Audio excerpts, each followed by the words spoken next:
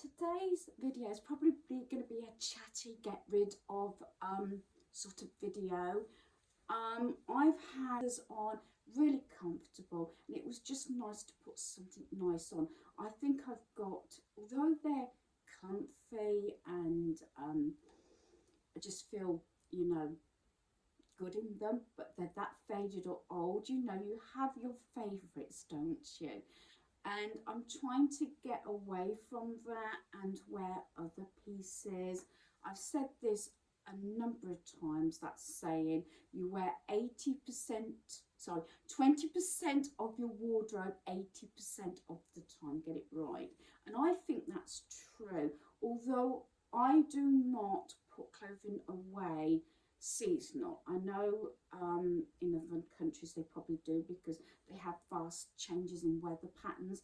As us Brits, we don't know what our weather holds. I mean, we went from really cold, I wouldn't say mild, but slightly higher temperatures, and we're even threatened again with a cold front and possibly parts of the country with snow this month.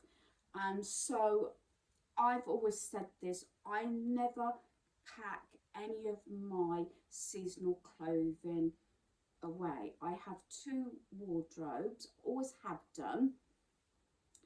The third one, I don't know whether you can, I have only just got a couple of jackets. I don't have a lot. I have a black like suit jacket that I use, I'm not going to say it, but for certain occasions, along with dress trousers and things like that. I have one really decent outfit which I could do for christenings or weddings.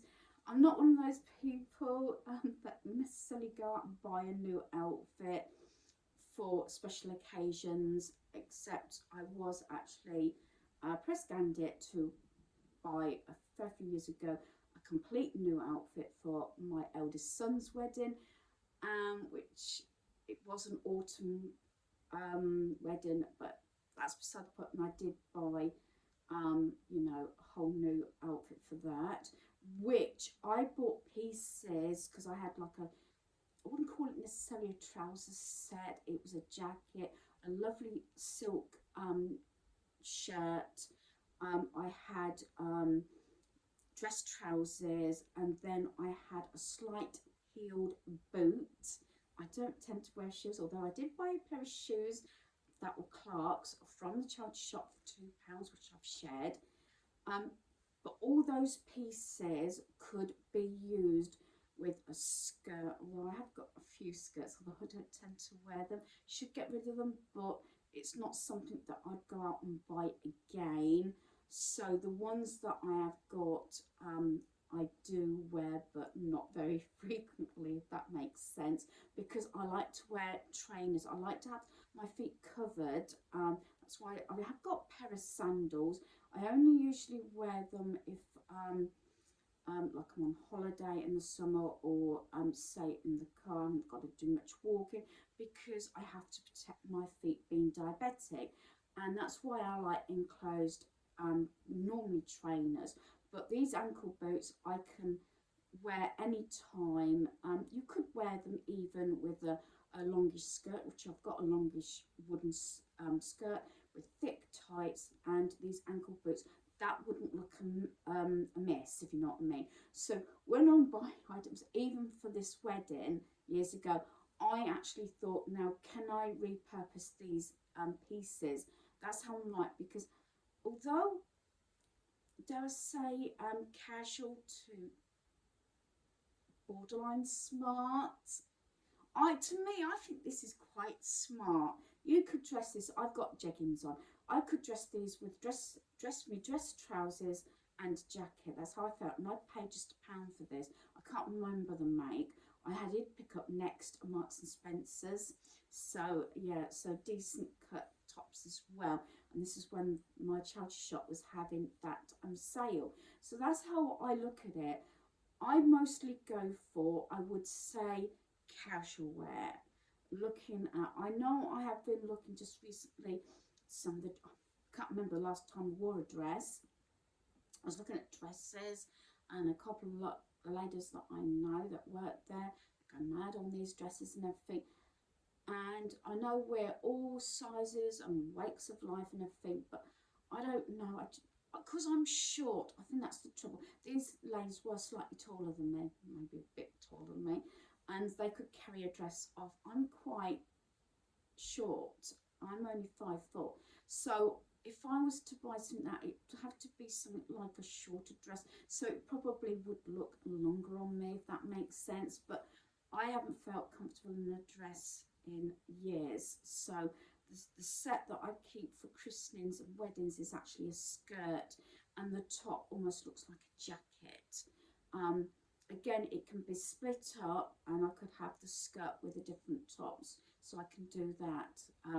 But yeah, I don't tend to buy items so much now that I'm not gonna get the wear out of them, if that makes sense. So some of my more sort of dressier items, dare I say, are the items I don't tend to wear that much, but I'm adamant I'm not going to get rid of them. I know I keep saying, a lot of you've heard, you know, if you don't wear something frequently enough or don't wear it at all, get rid of it.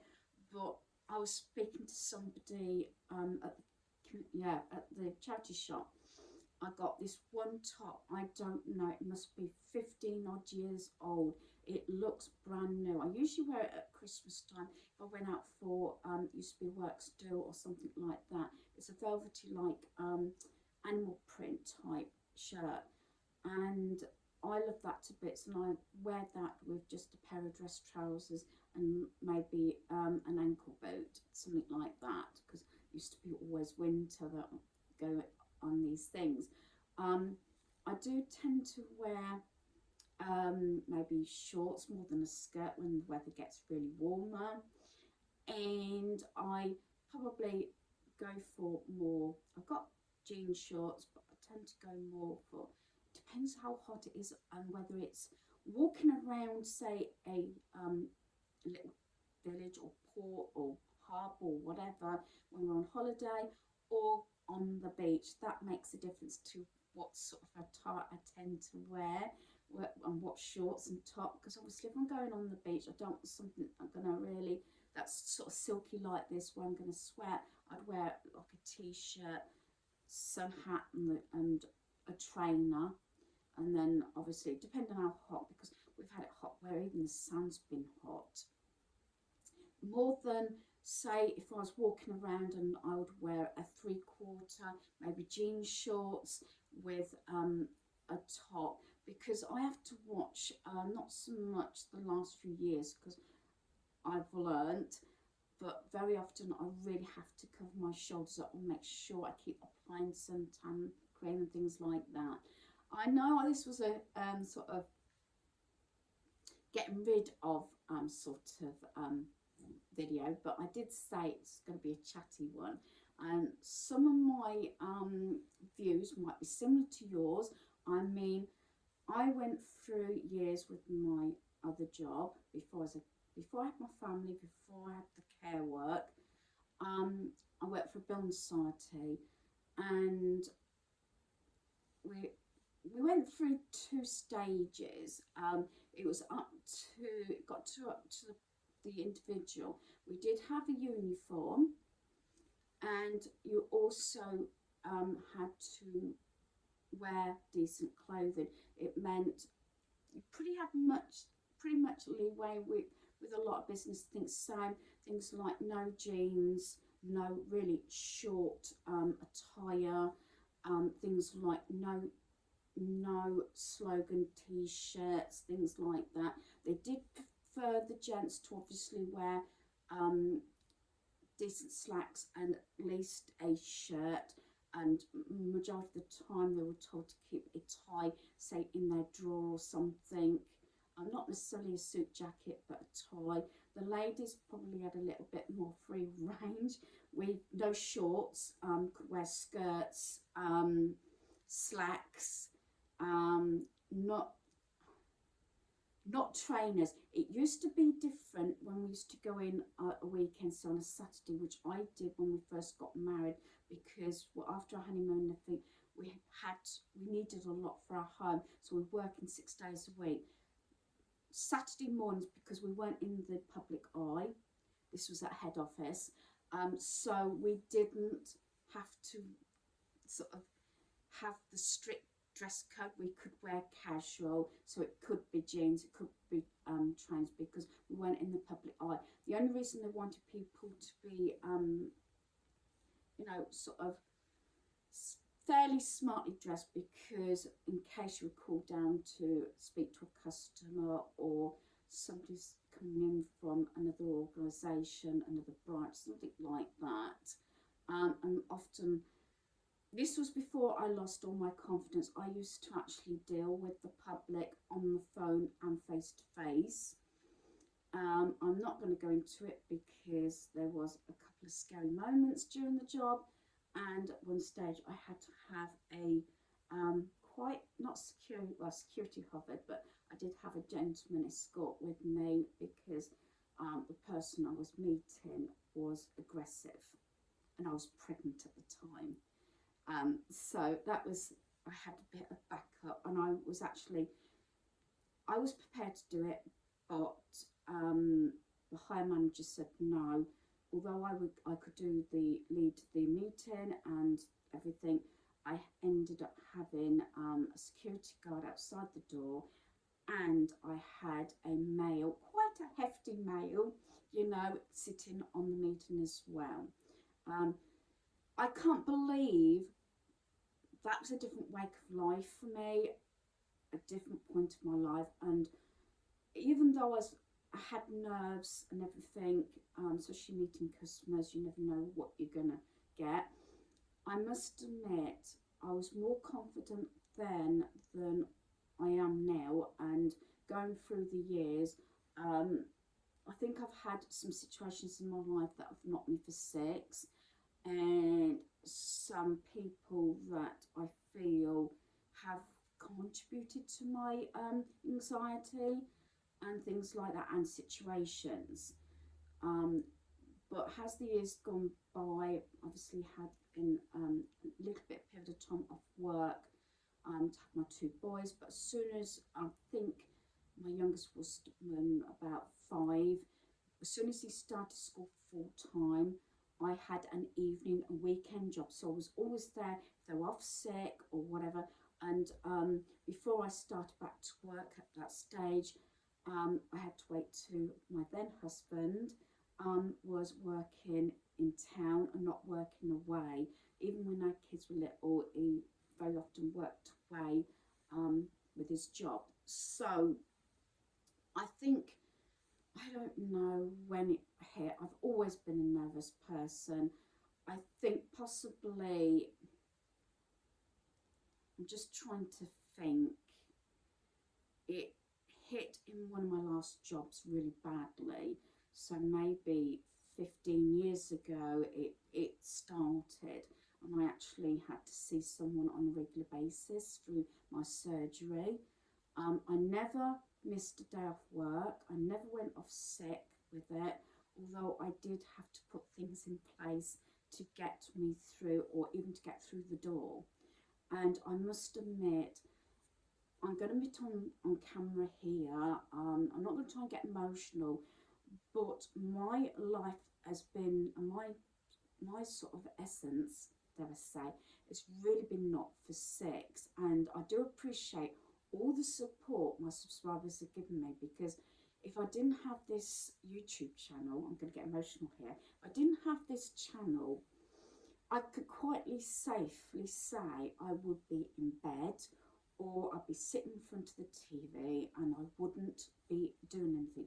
It's just a matter of taking, and I've said this before, you've heard these things, one breath at a time, one moment at a time, you know, one foot in front of the other. These are all things that I chant to my head. If I feel as though I really don't want to get out of bed, I really don't want to get there, very often I still set my alarm, not as early as I used to. It's usually set for 7 and 10 past 7, because if I'm volunteering and everything, I do volunteer in the morning, because I said to the person, they've been very supportive, because they needed to know if I've got any medical conditions and everything. I said about diabetes, blood pressure and all this, and anxiety, and they're very understanding. Obviously, I'm not getting paid for the job, I'm volunteering. I thought this was a nice step to take to sort of get myself out there, and I've met some lovely people. I must admit, I did say to them that not necessarily in the charity shop, but in general, people can be plain nasty, plain awful, and whether it's depending, I'm trying to figure out a polite way of putting this, whether I feel that I've seen some rough times, the roughest times I've ever had in the last couple of years, has been really bad, that a lot of stuff I can let go of my head. I did start getting agitated. I just apologise. I know I need to say this. I didn't actually film yesterday. My mum would have been 85 yesterday. So amongst not sleeping, and I was off to the community centre as well. But I walked. I was that anxious. I felt I couldn't get behind the wheel of the car. As I've got a bit lazy in some ways, you know, driving here, there and everywhere at the moment. And I felt I'd walk, I'd get fresh air. So I walked to my surgery, spoke to them, and they were kind of saying, you know, and I said, I know I know you must be really busy. I mean, they're just opened for appointments, and I found it easier to actually go in, and I was nearly in tears. And I've known this receptionist for a while, and I think she knew I wasn't putting it on. She said, Denise, are you okay?